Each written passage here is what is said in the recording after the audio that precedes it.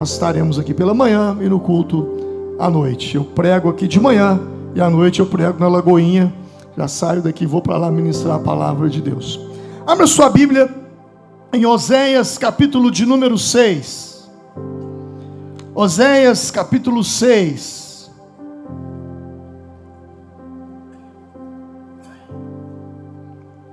Versículo de número 1.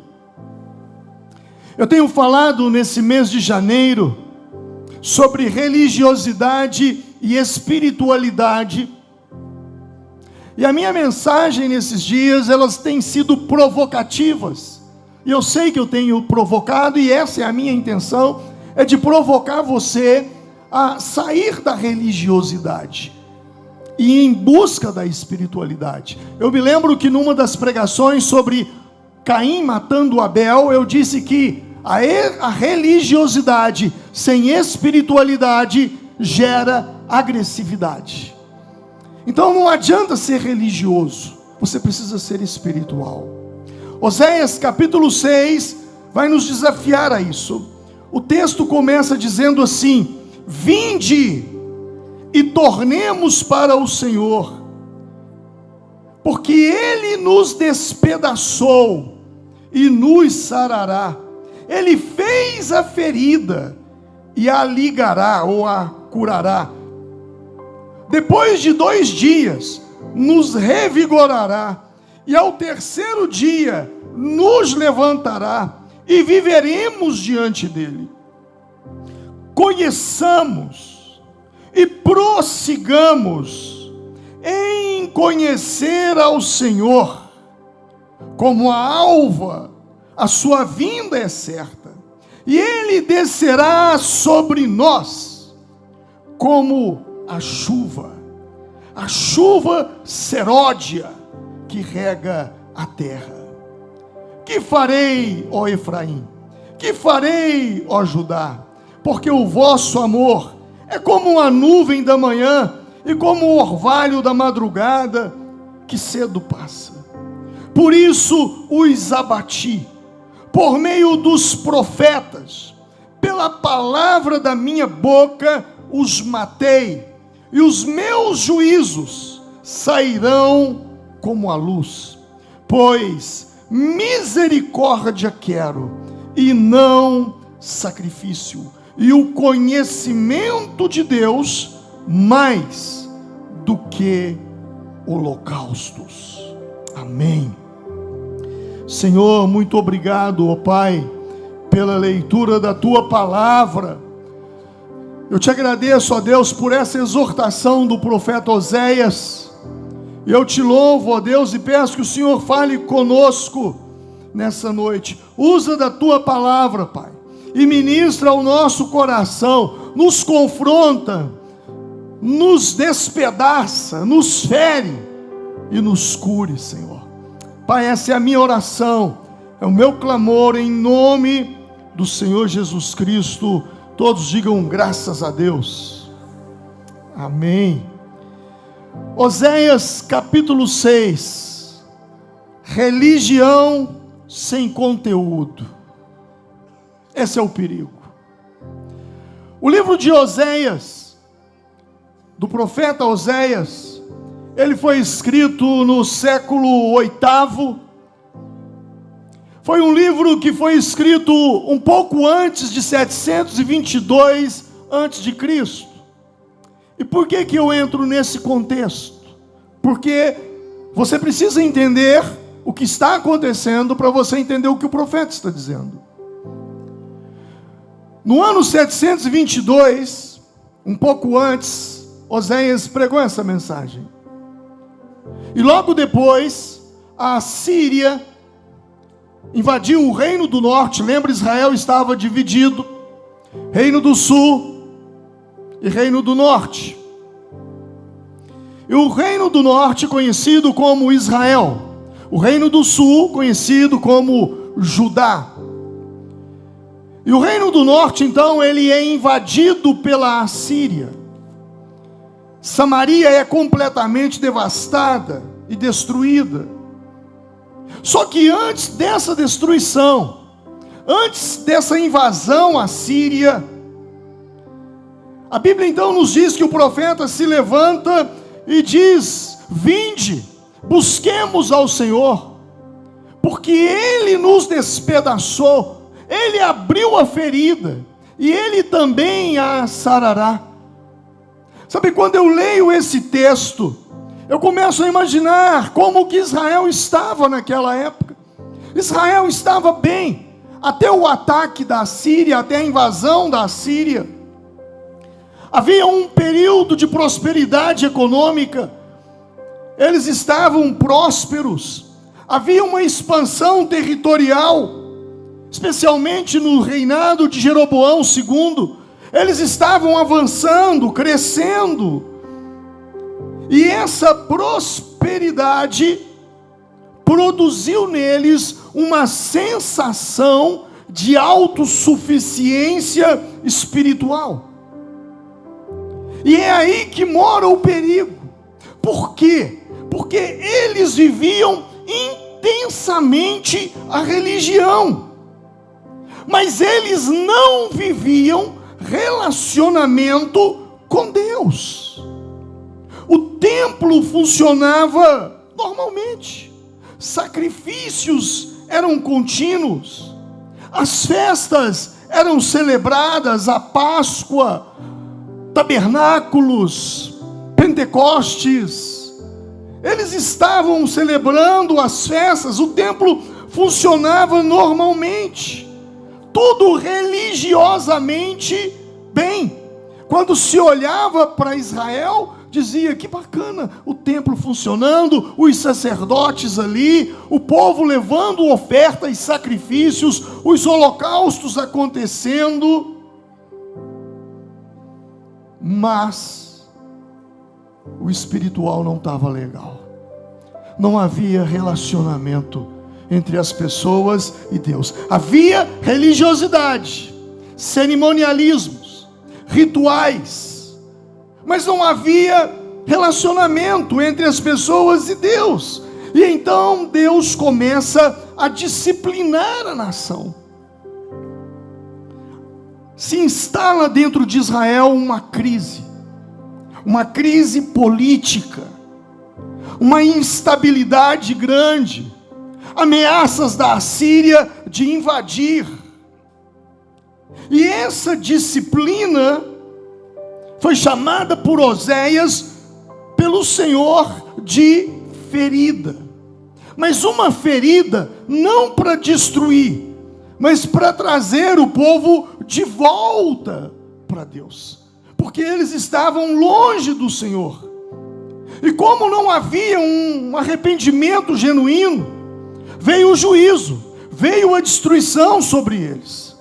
Então o pano de fundo do livro de Oséias é que Israel havia se afastado de Deus, mas não havia abandonado a religião. Estranho, né? Parece paradoxal. Se afastaram de Deus, mas não abandonaram a religião. Parece paradoxal. Parece que é uma frase que não faz sentido eu dizer que alguém se afastou de Deus, mas continua religioso. Porque para nós, religiosidade é símbolo de relacionamento com Deus, mas para Deus não. Você pode frequentar uma igreja, você pode cumprir todos os dogmas, doutrinas de uma igreja, você pode participar de todos os cultos, você pode entregar o seu dízimo, a sua oferta, você pode fazer caridade e ainda assim estar separado de Deus, distante de Deus, longe de Deus. Porque não é sobre religião, é sobre relacionamento. Então eu afirmo que Israel estava distante de Deus. Eles não abandonaram a religião, o templo estava lá, normal. As coisas que aconteciam no templo continuavam acontecendo. E então Deus permite uma ferida, a invasão da Assíria. E essa ferida, quando ela vem de Deus, ela não é destrutiva. Pelo contrário, ela é redentora. E por que eu digo isso? Porque essa ferida, ela não visa nos matar, mas ela visa quebrar o ego. Muitas vezes, Deus nos permite passar por uma situação que nos fira, com um objetivo, de nos trazer de volta para Ele. Porque a ferida provocada por Deus, ela tem uma finalidade: quebrar o nosso ego. E ouça o que eu vou te dizer: só existe um remédio, só existe um antídoto para a arrogância. E é um remédio amargo. Sabe aquele remédio ruim de tomar? Lembra quando os nossos pais diziam assim: remédio bom é aquele que é ruim de beber?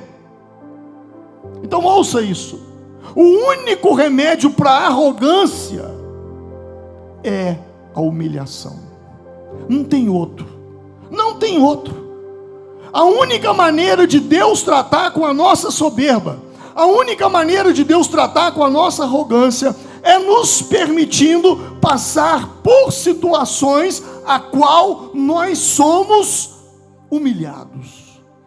Porque quando a gente é humilhado, a gente baixa a bolinha, né?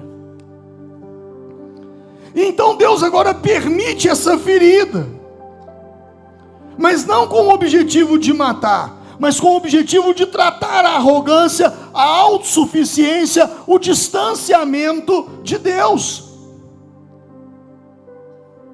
O texto diz que Deus fez a ferida e a curará.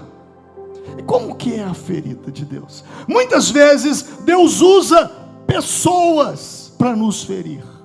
Deus usa conflitos para nos ferir. Deus usa injustiças. Não que Deus seja injusto, mas Ele usa, Ele permite que eu e você passemos por situações nas quais nós somos injustiçados. E quando nós sentimos a dor da injustiça, porque a injustiça dói. Quem já foi injustiçado sabe do que eu estou falando. A injustiça, ela dói quando você é injustiçado. E aquela dor é a ferida.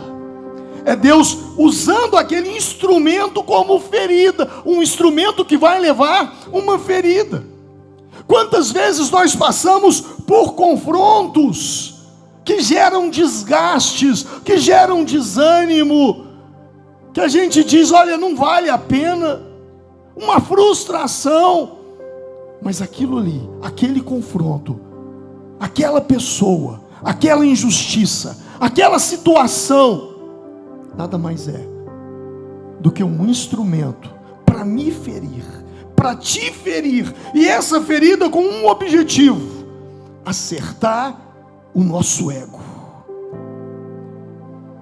Não que Deus concorde com injustiça, não que Deus concorde com as pessoas que estão nos machucando, com as pessoas que estão nos ferindo, pessoas que estão mentindo, caluniando. Não é sobre isso.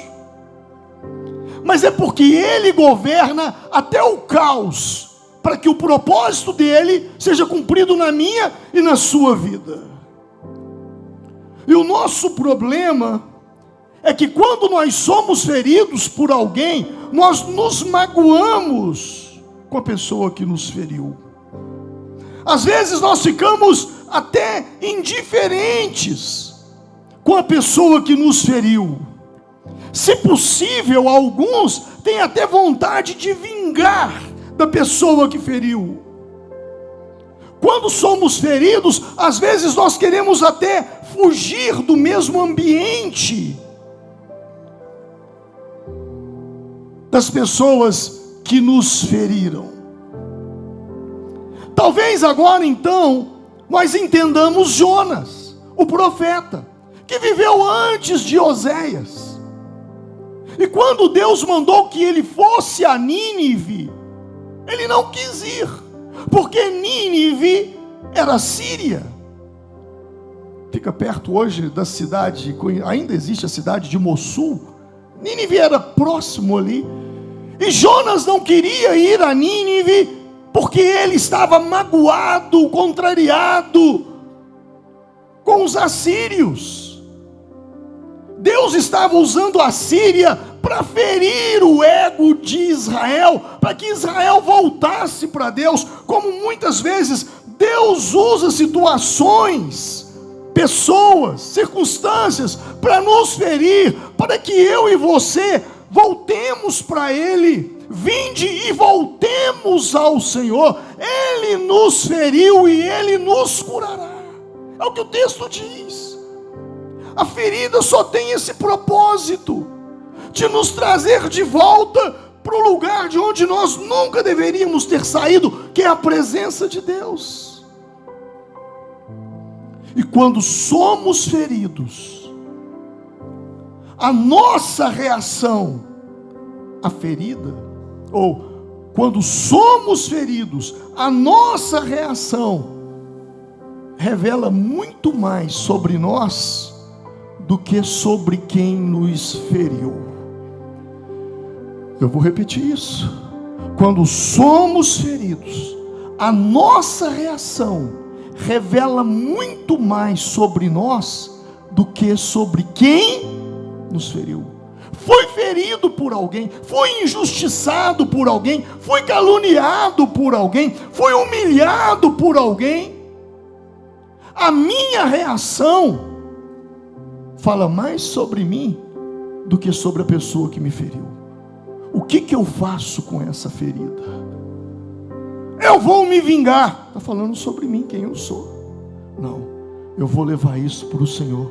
O Senhor é a minha justiça, o Senhor é a minha luz. Quando somos feridos, a nossa reação fala mais sobre nós do que sobre quem nos feriu. Não é o cara que é injusto, não é a pessoa que foi usada pelo diabo e sei lá o que mais que a gente pode dizer, aquele endemoniado, aquele filho das trevas, e sei lá os adjetivos que nós possamos arranjar para aquela pessoa que nos feriu. Não é sobre ela, é sobre como eu me comporto, é sobre como eu reajo. Obviamente, te vem a tristeza, faz parte. Te vem a ira, faz parte. Efésios diz: irai-vos e não pequeis. Mas agora, o que eu faço com essa ira que eu estou com ela? Eu pego essa ira e uso de combustível e vou para cima da pessoa? Ou eu pego essa ira e vou bravo falando, eu vou matar porque vai acontecer, mas quando eu chego em casa eu dobro os meus joelhos e digo: Deus, eu te entrego essa situação. Eu te entrego essa situação. Fala mais sobre nós. Então, quando Deus permite a ferida sobre Israel, por isso Ele diz: eu fiz a ferida e eu vou curá-la. A Síria não era a ferida, mas ela era o instrumento. Como Deus usou, nós mostramos para as pessoas quando elas nos ferem: olha só o que fulano fez comigo, olha só como que fulano me feriu, eu estou ferido com fulano, eu estou ferido com a fulana. Sabe de uma coisa? Essa ferida pode ser uma afronta, essa ferida pode ser um problema, pode ser uma discussão, porém tal ferida, ela tem o poder de nos abater, de nos tornar amargos, endurecidos, distantes, mas ela também tem o poder de nos trazer de volta para Deus, quebrantados, dependentes, espirituais.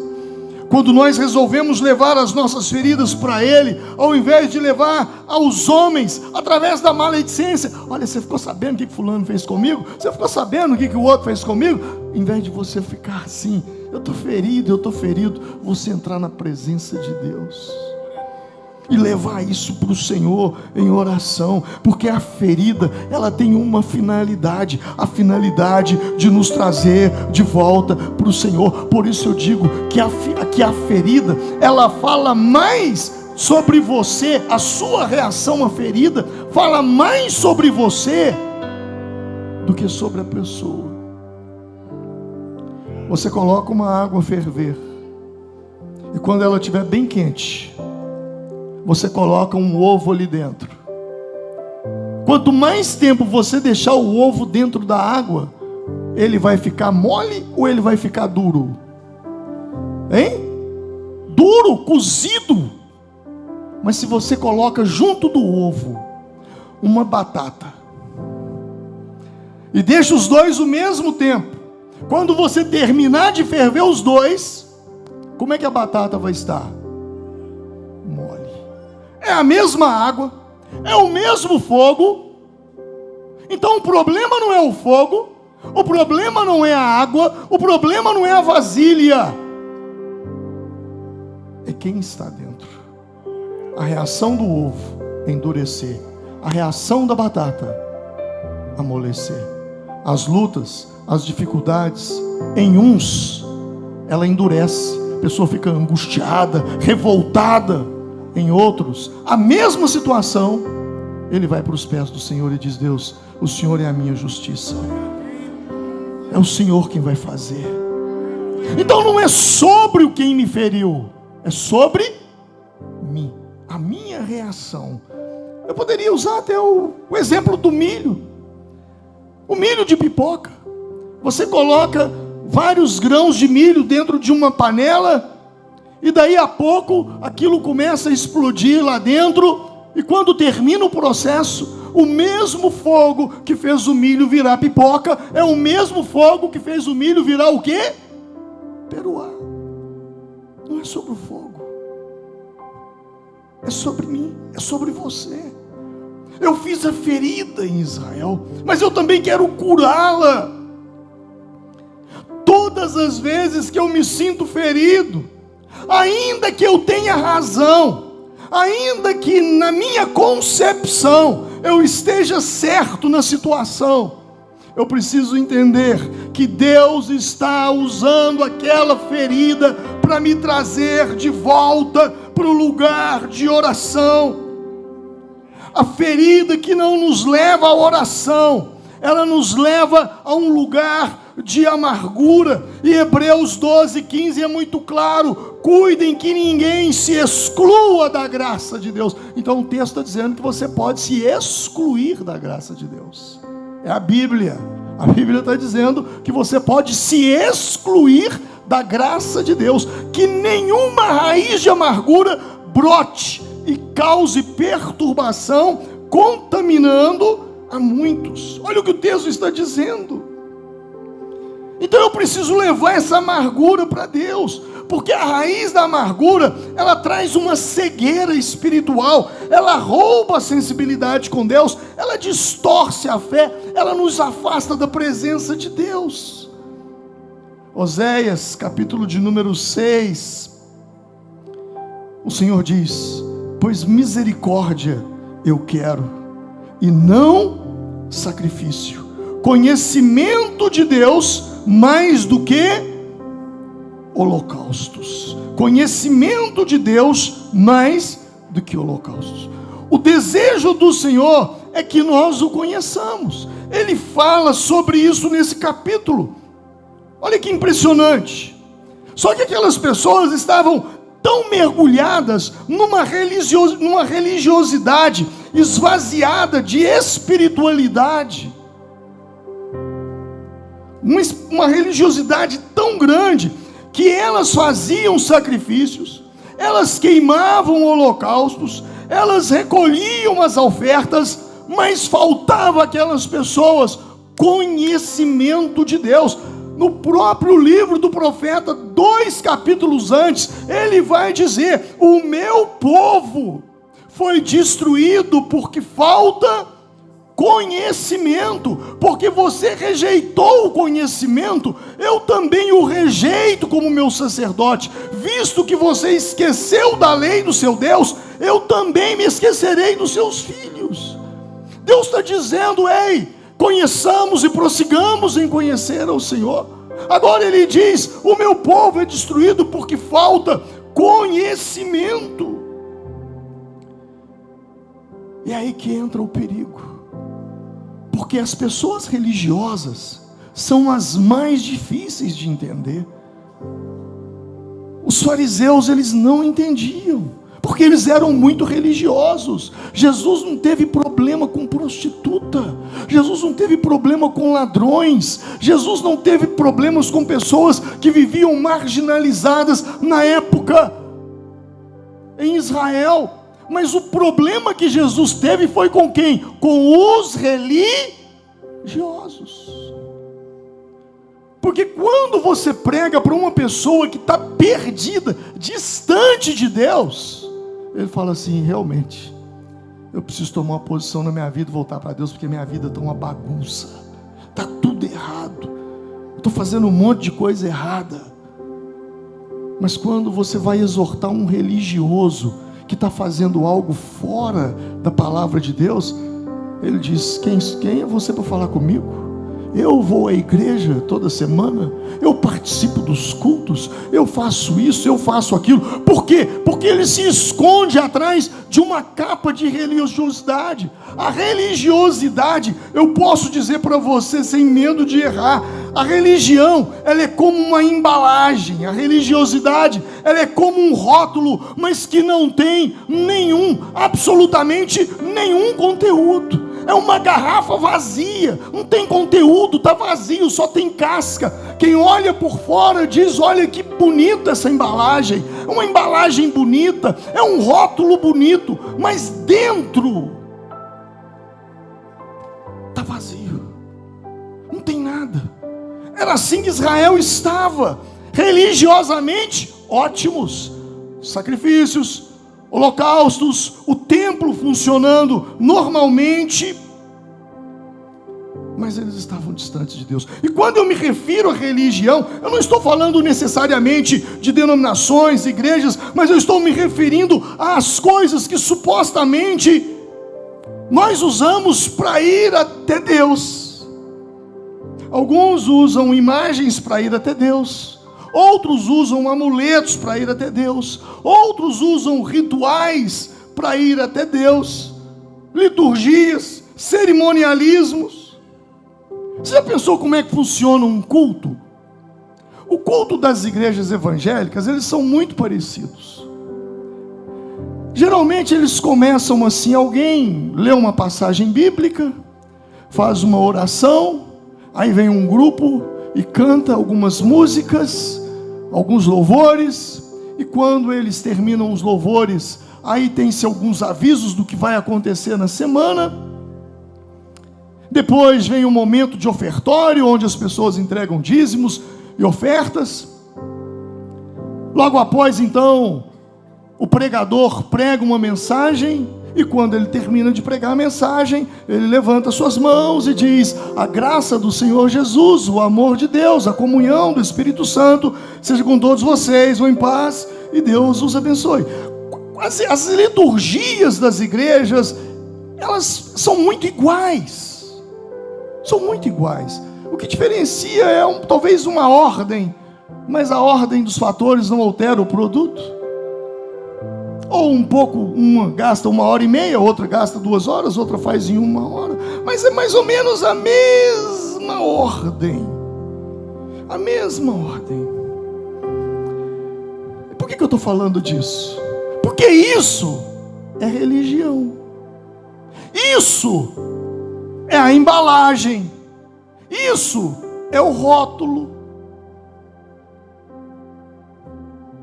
Agora a questão, desde que essa liturgia não fira as Escrituras, sem problema. Mas isso não enche. O que enche é o que está dentro do rótulo, dentro do recipiente, que é o conteúdo. Pastor, seja mais claro. Sabe, tem muita gente que entende disso aqui, ó. Sabe fazer um culto. Aí uns se entusiasmam porque sabe fazer culto. O que eles fazem? Montam uma igreja. Não, eu sei fazer religião, então deixa eu abrir uma. Isso é religião.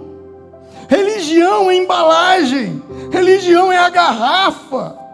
E se não está indo contra as Escrituras, está tudo certo. O erro não está na forma.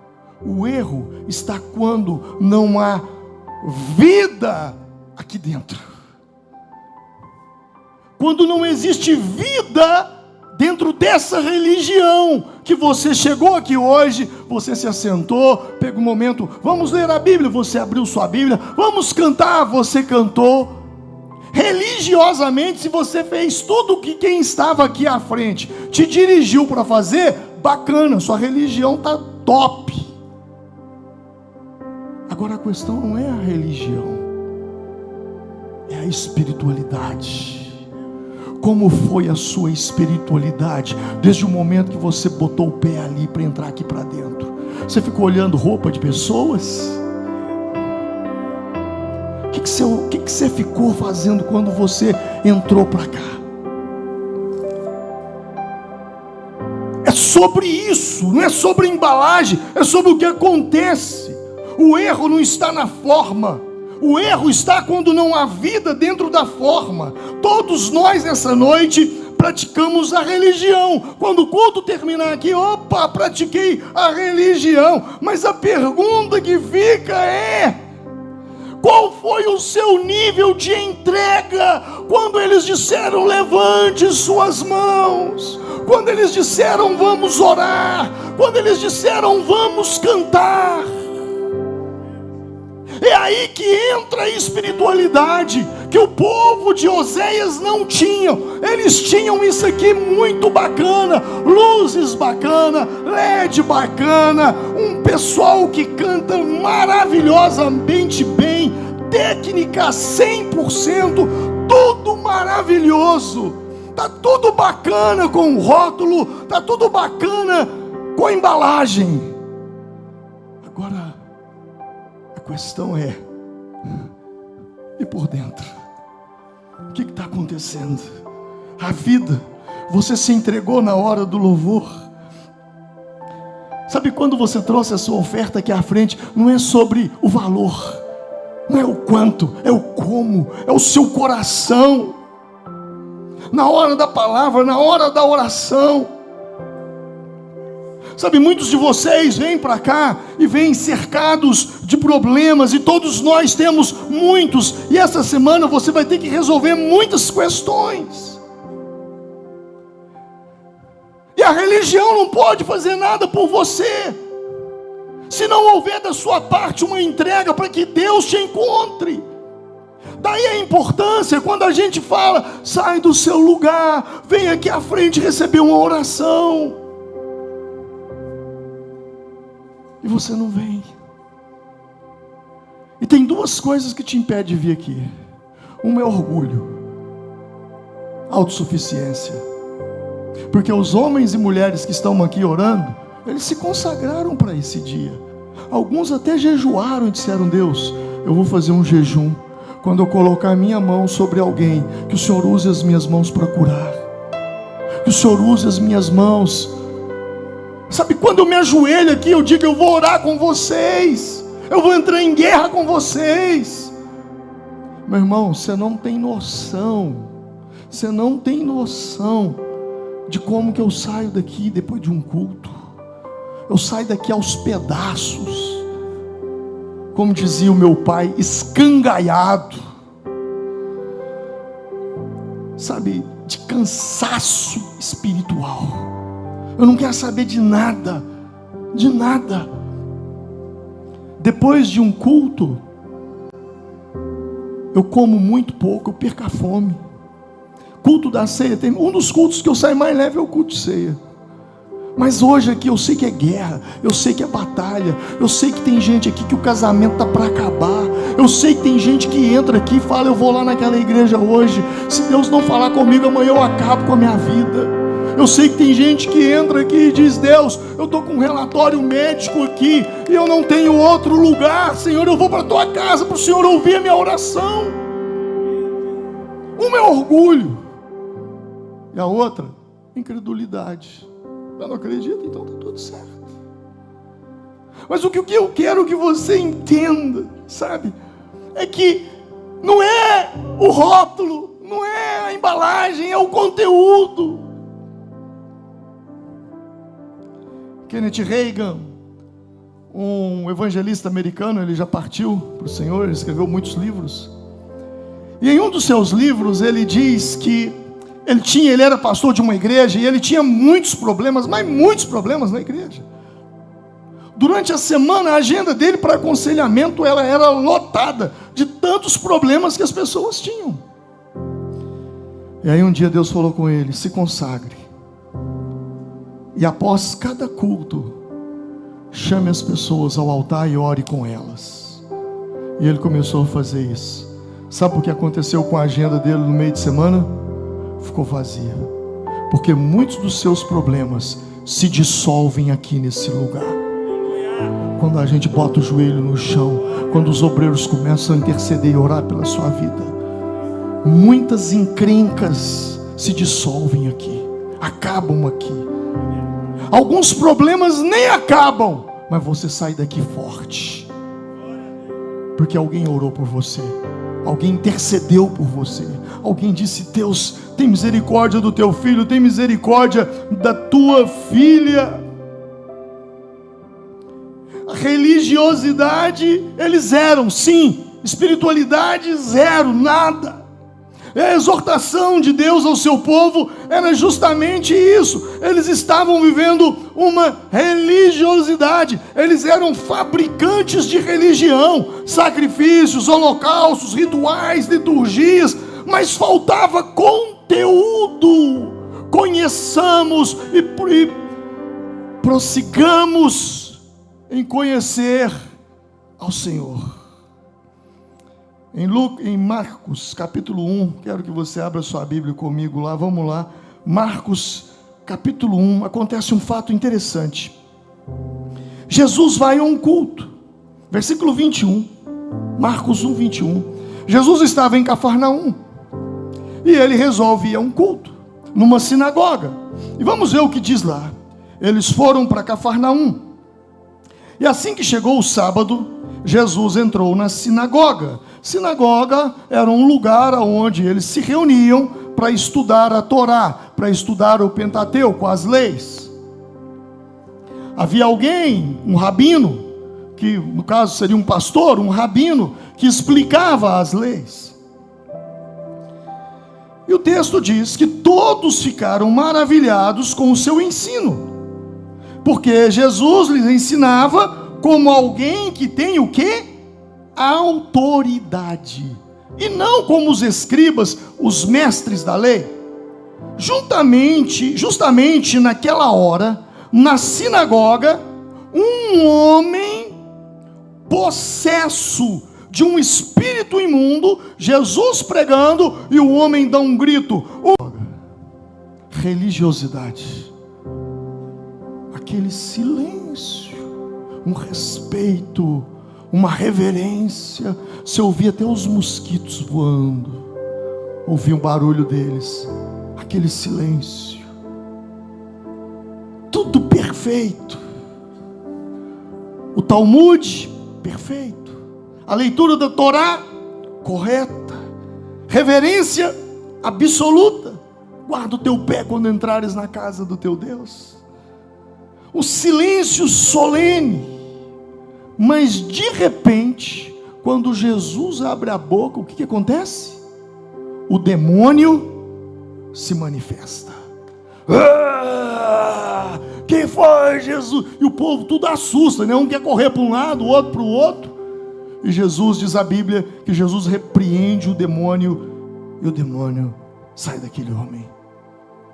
O texto é chocante, porque o demônio não se manifestou no mercado, o demônio não se manifestou no açougue, o demônio não se manifestou na farmácia, o demônio não se manifestou na rua, o demônio não se manifestou no prostíbulo, mas se manifestou dentro da sinagoga, quando Jesus abriu a boca. O problema não é a religião, o problema é uma religião que não incomoda o diabo, que não incomoda o inferno, que só ritualismo, rituais, liturgia, vamos cantar uma música bonitinha, vamos botar um pregador bonitinho, falando umas palavras bonitinhas, mas falta poder do Espírito Santo. E o povo adoentado, o povo arrebentado, porque igrejas não oram, igrejas não jejuam, não há poder de Deus, e as pessoas estão oprimidas. A Bíblia diz: e teve Jesus grande misericórdia do povo, vendo as multidões, porque estavam aflitas como ovelhas que não têm pastor. Estavam aflitas, oprimidas, porque frequentavam um lugar que não os instigava à oração. Meu irmão, no dia do juízo, uma coisa que você não pode fazer é: Deus, a minha igreja não me levava à oração, porque essa igreja, ela o tempo todo está provocando situações de oração, de te levar à oração, para que você saia da religiosidade e entre na espiritualidade e tenha um compromisso com Deus. Eu fico imaginando quando eu leio esse texto, sabe, quantas vezes esse homem entrou naquela sinagoga, quantas vezes esse homem participou dos rituais, talvez até cantava no coral. Sei que sinagoga não tinha coral, uma ilustração, talvez até cantava no coral da sinagoga, e nada acontecia. Mas o dia que alguém cheio do Espírito Santo entrou lá dentro, o demônio manifestou. É assim que acontece no reino de Deus. É assim que acontece dentro desse rótulo, desse recipiente, dentro dessa embalagem chamada religião. Sabe, essa é uma exortação para nós. O que incomoda o inferno não é um culto bem organizado, não é um culto bem organizado, porque um culto bem organizado, ele administra os demônios, mas a presença de Cristo expulsa os demônios. E sabe qual é a chave? Na sinagoga deles estava um homem possesso de um espírito imundo que gritou: que queres conosco, Jesus Nazaré? Viestes destruir-nos. E sabe o que a Bíblia diz no versículo de 27? O texto vai dizer: e todos ficaram tão admirados que perguntavam uns aos outros: o que é isso? Um novo ensino e com autoridade. Irmãos, ouça o que eu vou dizer para vocês, olhem para mim. Vocês percebem nitidamente quando uma pessoa que sobe aqui fala com unção e quando fala sem unção. Quantos lugares vocês já foram, vocês ouviram pessoa até uma pregação bacaninha, bonitinha, teologicamente organizadinha, mas produziu nada, vazia de unção, vazia de poder, vazia de autoridade, vazia do Espírito Santo, apenas letra. Existe uma diferença muito grande entre pessoas que pregam a Bíblia e pessoas que pregam com autoridade, com unção do Espírito Santo. Por isso Paulo, escrevendo aos Coríntios, capítulo 3 de 2 Coríntios, ele diz: Ele, Deus, nos capacitou para sermos ministros de uma nova aliança, não da letra, mas do Espírito. Por quê? Porque a letra mata, mas o Espírito vivifica. Enquanto a letra vai ficar discutindo teologia, se é arminiano, se é calvinista. Jesus vem antes do vem antes da grande tribulação, depois da grande tribulação. Uma vez salvo, sempre salvo, ou você perde. Enquanto você fica nessa besteira de letra, quem é cheio do Espírito Santo está pregando e o povo está convertendo, está largando droga, está largando álcool, casamento sendo restaurado, vidas sendo transformadas. É o poder do Espírito, não é pregar a letra, é pregar debaixo de unção, debaixo de graça, debaixo de favor de Deus. Jesus, quando entra na sinagoga, quando eles veem isso, eles dizem: que nova doutrina é essa? Ele ensina com autoridade. Prossigamos, versículo 3. Conheçamos e prossigamos em conhecer ao Senhor. Uma coisa, ouça isso, uma coisa é você conhecer a história de Jesus. Outra coisa é você conhecer o Jesus da história. Quando eu prego, quando um outro pregador prega. Você está conhecendo a história de Jesus. Eu estou contando para vocês a história de Oséias 6. Mostrei o contexto, os anos, teologia para fazer uma base. Preste atenção nisso. E ouça isso com todo cuidado. Muitos conhecem a história de Jesus, mas poucos se atrevem a prosseguir mais em conhecer o Jesus da história. Não é sobre viver numa atmosfera religiosa. E o Jesus da história, você o conhece. Quando você entra para o teu quarto, faz o que ele diz: fecha a porta, ora ao teu pai que está em secreto, então seu pai que vê secretamente te recompensará. O Jesus da história, você o conhece quando você faz o que Joel disse: rasguem o coração e não as vestes, porque a religião rasga as vestes. Eles rasgavam as vestes, se sujavam com cinzas e se vestiam de pano de saco para dizerem que estavam arrependidos. Mas Deus está falando: ao invés de você rasgar suas vestes, rasgue o seu coração. Rasgue o seu coração. Voltem-se para o Senhor, o seu Deus, pois Ele é misericordioso e Ele é compassivo. Por isso eu digo, existe uma coisa: conhecer a história de Jesus, conhecer a Bíblia de Deus, a palavra de Deus, e outra coisa é você conhecer o Deus da palavra. Eu tenho um privilégio muito grande de ter um amigo. Quero ver se ele vem aqui esse ano, se ele tem um tempinho na agenda dele para passar por aqui. Um amigo que todas as vezes que eu me assento para conversar com ele, como eu cresço. Ele é o homem na face da terra que mais se parece com Jesus. Para mim ele é Pastor Elias Dantas. E eu tenho o privilégio de ser amigo dele.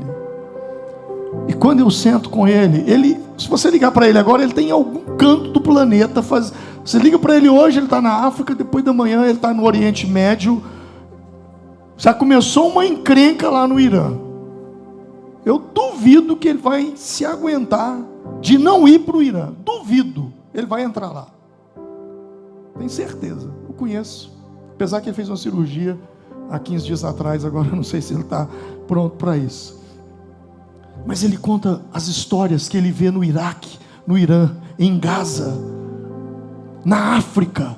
Gente, vocês não têm noção, porque lá você não pode pregar, eles te matam, é proibido. Você não tem noção das histórias de aparecimento de Jesus para pessoas. Você está entendendo o que eu estou falando? Jesus aparecendo. Eu ouvi um relato de Gaza, antes de começar a guerra, incrível, que eu vou contar um outro dia, que hoje não vai ter tempo. Mas outro dia o Elias contava uma história para nós, de um amigo dele que ele conheceu em Cabul, no Afeganistão.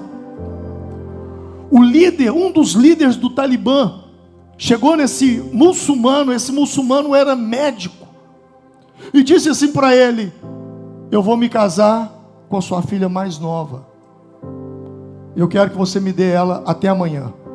Ele disse: mas eu não posso fazer isso, minha filha tem só 12 anos de idade. E aquele terrorista disse: eu vou me casar com ela, amanhã eu venho buscá-la. Se você não me entregá-la, você já sabe o que eu vou fazer: morte. Aquele médico, ele entrou para dentro de casa e se desesperou e disse: Deus, o que eu faço? Ele orou a Alá: o que eu vou fazer? O que eu faço? Aquele homem começou a chorar, desesperado. De repente, uma luz entra dentro da casa dele. Ele se assusta com aquela luz, e dentro daquela luz sai uma voz. E aquela voz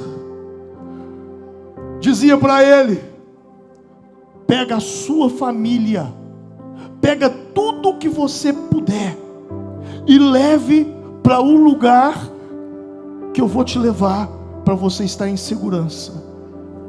E ele perguntou: quem é você? Eu não consigo vê-lo, só vejo uma luz. Quem é o Senhor? E a voz disse para ele: você saberá quem eu sou quando você chegar no lugar que eu vou te levar.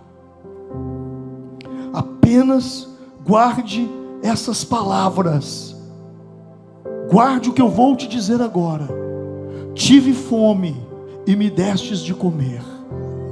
Tive sede e me destes de beber. Estava nu e me vestistes. Fui estrangeiro e me acolhestes. Apenas guarde isso. A luz sumiu, a voz desapareceu. Aquele homem pegou sua esposa, suas filhas, foi até o porto, contratou um barco e fugiu para a Grécia. Naquela época estava acontecendo muita coisa. O Talibã, o Estado Islâmico, matando cristãos na Síria, no Afeganistão. Então muitas pessoas se refugiaram para a Europa.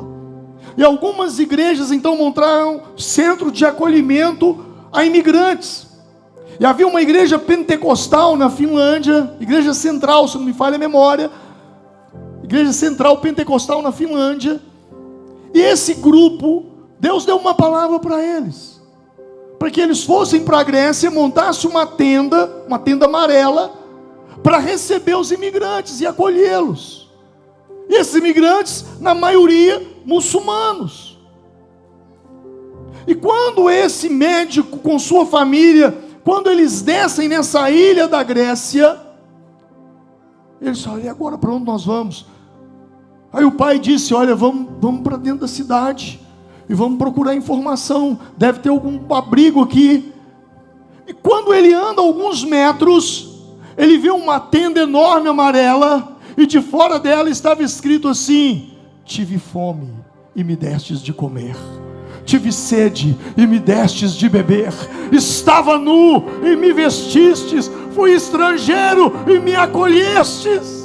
Imediatamente ele se lembrou da luz e da voz. Ele disse: é para lá. E quando ele chegou lá, o pastor e a igreja os receberam e os acolheram. Esse homem hoje é salvo, serve ao Senhor.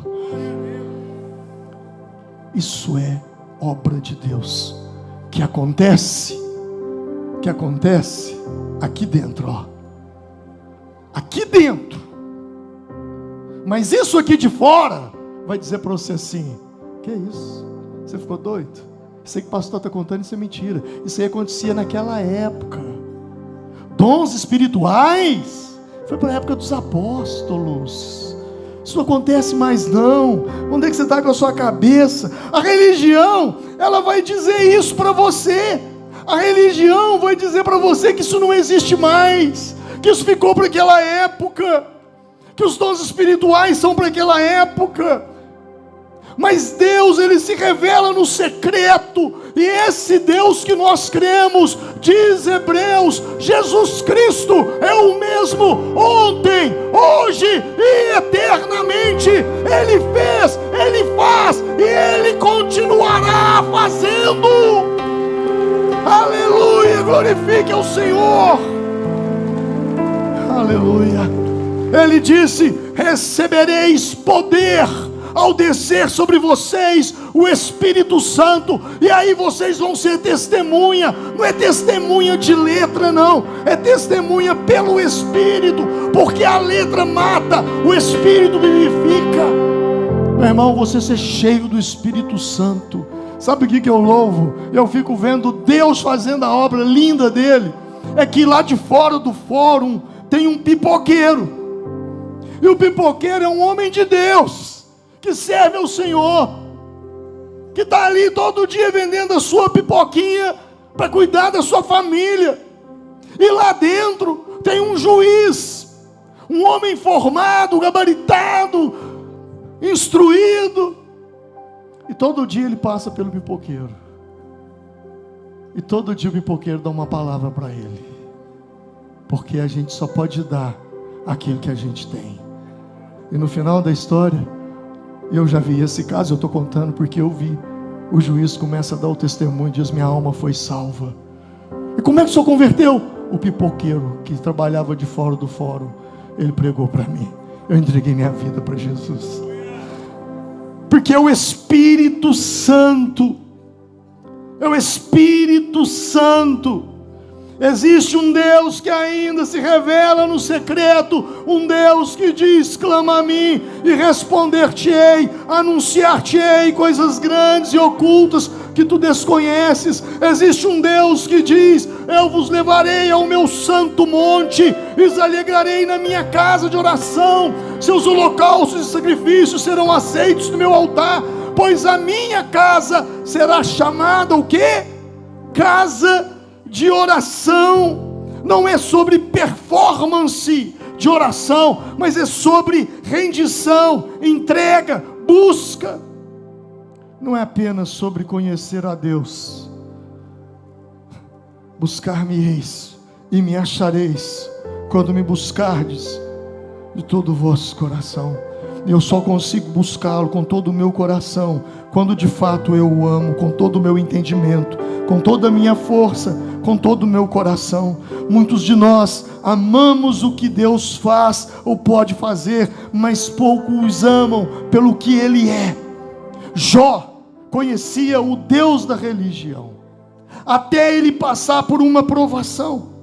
E quando Jó perdeu tudo, acabou-se tudo, ele se aproximou de Deus. E aquele Jó do capítulo 1, que era próspero, agora no capítulo 42 ele diz assim: antes eu te conhecia de ouvir, agora os meus olhos te veem. Antes eu te conhecia, antes eu conhecia o Deus da história, a história de Deus. Antes eu conhecia a história de Deus, agora eu conheço o Deus da história. Antes eu te conheci de ouvir. Eu vi o pastor Alvim pregar sobre você, eu vi os pastores da Vale, eu vi o líder de célula ensinar sobre você. Mas agora eu te conheço na intimidade, no secreto, numa vida de consagração e de oração. Meus irmãos, nós falamos tanto sobre Deus, tanto. Quantas vezes por dia você fala sobre Deus? Deus te ajude, vai com Deus, graças a Deus, Deus te abençoe, em nome de Jesus vai dar certo. Falamos tanto sobre Deus, mas falamos tão pouco com Deus. Diga comigo: falamos tanto sobre Deus, mas falamos pouco com Deus. Observe que você fala mais de Deus do que fala com Deus. Semana de ativação está aí. A finalidade é que você fale com Deus, é que você busque a Deus. Oséias nos ensina um perigo, algo perigoso demais para ser ignorado.